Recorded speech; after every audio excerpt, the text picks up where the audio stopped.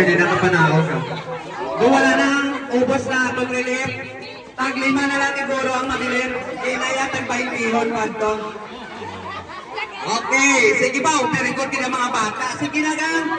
O, dalanan na nadigpo sa inyo. Okay, okay.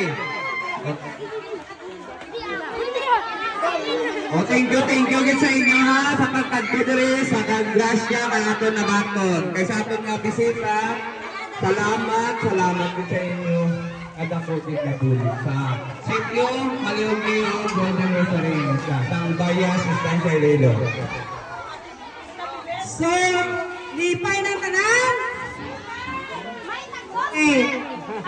Para sa ato nga closing remarks, yatag sa mensahe kay Kagawad Joy Salcido.